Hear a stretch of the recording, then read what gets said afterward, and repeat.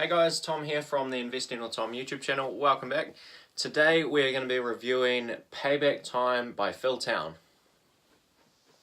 So I'll say up front, if you do want to get a copy of this book, I have linked it down in the description. It is an Amazon affiliate link, so if you do buy it through that link, I will get a commission, but it doesn't change the cost or anything, but it will help me out, so full disclosure there. So let's get into the book review. If you don't know who Phil Town is an investor. He's been investing for over 35 years, and he also has a YouTube channel. So he currently has the Phil Town Rule 1 Investing YouTube channel. He also runs a very popular podcast with his daughter Danielle Town. So Payback Time is Phil Town's second book. His first book is also here. So his first book, which you may have heard of, is Rule 1.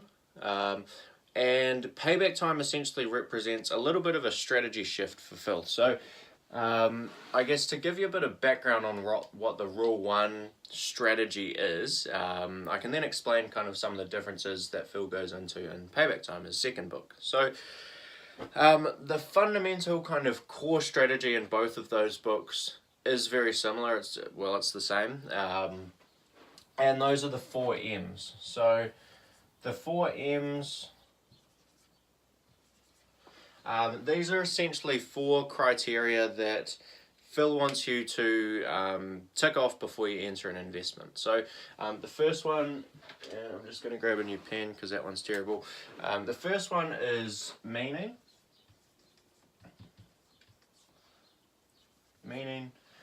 So essentially meaning just means, does this business have meaning to you? Can you understand the business first of all?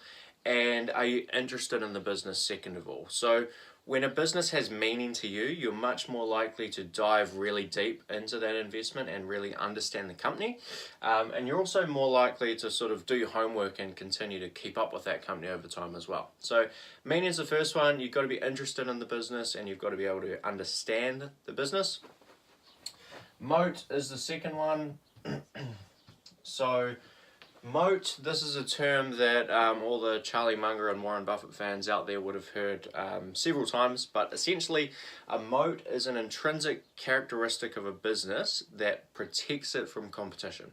And there's a few main moats that Phil talked about in Rule 1 and in Payback Time, and those are things like brand. So Coca-Cola has a brand that protects it really strongly from competition. So if I wanted to go out and start my own sort of cola company or cola brand, I would really struggle to compete with Coca-Cola because I don't have a big brand out there in the market. So there's things like a brand, there's things like a toll bridge moat. So if, for example, someone has to use your service if they want to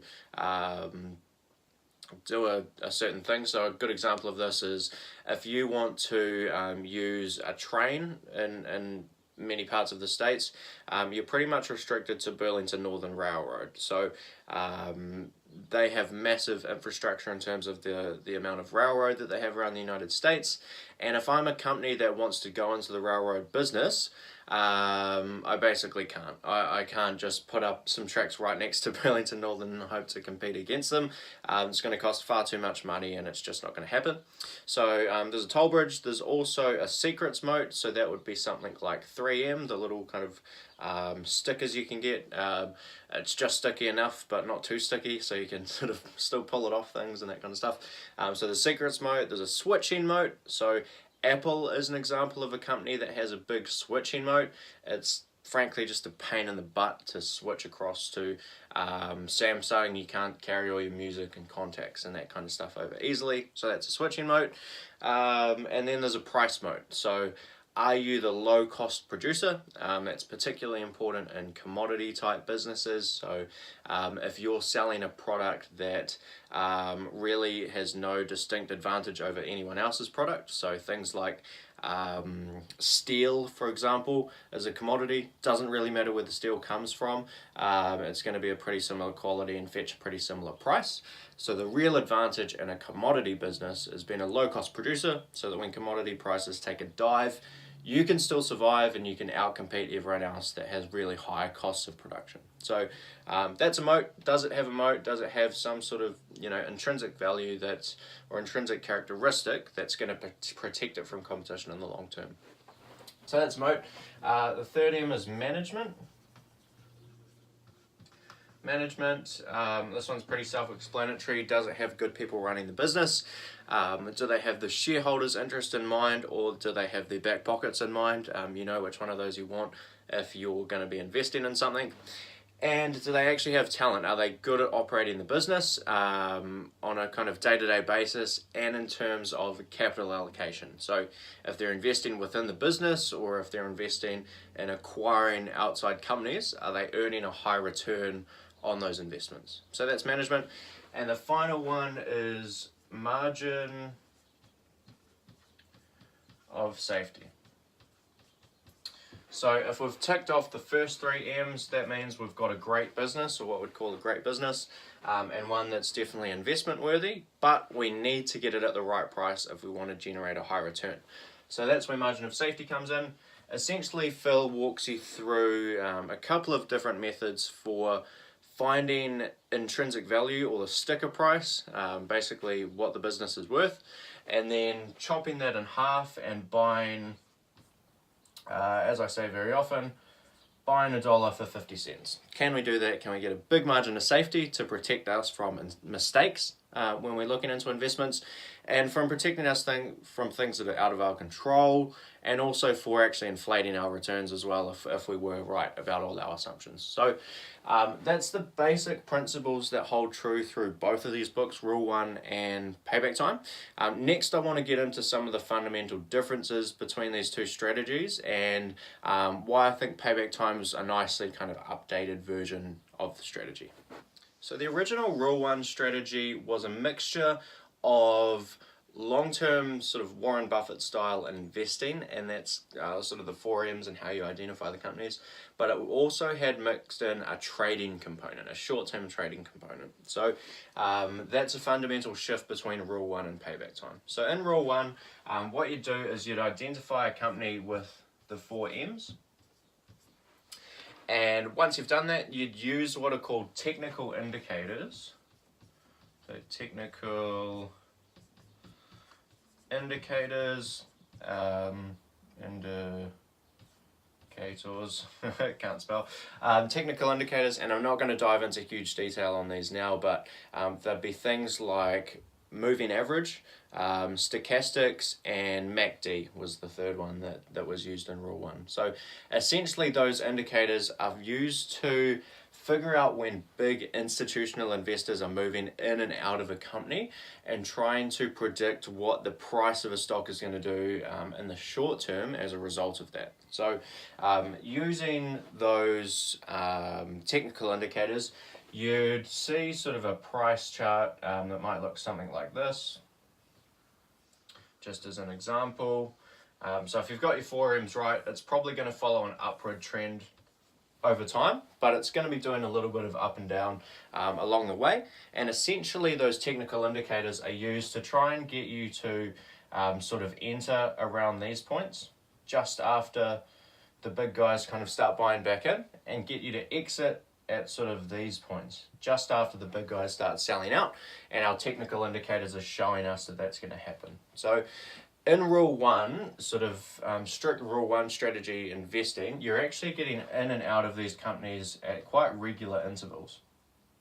And that works well. It avoids sort of short-term losses and can again inflate your returns. But there's one kind of big downside to this, or a couple of big downsides to this. So the main downsides to moving in and out of these investments regularly is something called, outside of the sort of work that it actually takes to follow these indicators all the time, the main downside is something called frictional costs. Frictional costs. So frictional costs are basically costs associated with this constant trading and getting in and out of stocks. So the first frictional cost is going to be through commissions. So if you're constantly moving in and out, in and out, in and out, you're going to be paying a lot in commissions, and those fees are going to add up, and they're going to kind of drag down your returns in a lot of cases. So that's the first one. And there's also tax. So if you are making small capital gains every time you move in and out of these investments, you're going to pay tax on those gains. And in the States especially, they have slightly different rules around the tax rate that you actually pay, and that depends on how long you've essentially been in the investment. So if you've been in an investment for less than a year, which is definitely going to be the case if you're moving in and out quite frequently, you pay tax as if that gain was regular income. So depending on your tax bracket, that can be quite a high amount. And if you hold that stock for more than 12 months, it drops down to a much lower sort of tax rate on those gains. So that's the main downside. So let's get into the way that Payback Time actually approaches some of these issues and uses these short-term price dips actually to an advantage rather than just getting in and out of the stock constantly. So the Payback Time strategy that varies a little bit, or varies a lot from rule one, is stockpiling. So I'm not going to go into huge details on this because I actually just recently made a video on stockpiling. So if you're really interested in some of the finer details of stockpiling, go check out that previous video. But stockpiling essentially is this. So if we're invested in a company that again ticks the 4 M's first, then the price may look something like this. Just as an example, that's a terrible drawing, but essentially in rule one would be sort of getting out of a stock here as it starts to dip and getting back in as it begins to rise, and those technical indicators are telling us that the big guys are getting back in. With Payback Time and stockpiling, we actually continue to hold right through this period. So we'll continue to hold, and we'll start off in this investment by building quite a small position, let's say 25% roughly of the money that you eventually want to have in this individual company, you'll put in up front. And then when events like this happen, when we're getting quite a big dip in the stock price, rather than exiting like we might in the rule one technical indicator type strategy, we're actually going to basically load up the truck. We're going to use this as an opportunity to reduce our average entry price into that investment and crank up our returns in the long term. So if this price here is $5 and you were getting in at, and this isn't going to make a lot of 100% sense with the chart, but if you were getting in, and let's call this point $4, even though that's going to be lower than this point, and this is $2. Well, if you thought it was a good deal at 4 and it's dropped down to 2, this is you buying $1 for 50 cents, so you probably think this is actually worth something like $8 at the time. If you still think it's worth $8 and it's now trading for 2, you're getting a massive margin of safety, and if you're right in your analysis, this can potentially go 4x when it goes from 2 back up to 8. So there's a potential to really crank up your returns by continuing to buy when it gets to those low points, and that's the fundamental change in Payback Time. Differences. The reason I really like Phil Town's books and his content in general is because he really simplifies this investing strategy and makes it practical. And a lot of old school investing books, especially things like The Intelligent Investor, sort of the Bible of value investing. People like Ben Graham go into a lot of detail about what they're trying to achieve and some basic principles behind what they're trying to do, but it really doesn't go into practical examples a lot of times. There are some sections in The Intelligent Investor that do give examples, but in Payback Time and in Rule 1, it really goes into some super good examples, relatively modern day examples of companies that you're going to be familiar with as well, and runs you through what the investment process actually looks like for some amateur investors and some sort of students of Phil's as well. So this is the reason I really highly recommend Phil Town in general. He's got some really good practical takeaways. His students are very successful. He's taught a lot of people. He's got a lot of experience, all those sorts of things. So before I go, a couple of other things that are in this book that may be of interest to you. So fundamentally, this book is about stockpiling as opposed to technical analysis, but still with the same core strategy. There are a couple of other things you may be interested in. To be honest, these are ones that I probably didn't get a huge amount out of because they are quite, it is quite America-specific advice, and I'm not an American investor. Specifically, I'm talking about things like retirement accounts. Retirement, if I can even spell retirement. Retirement accounts.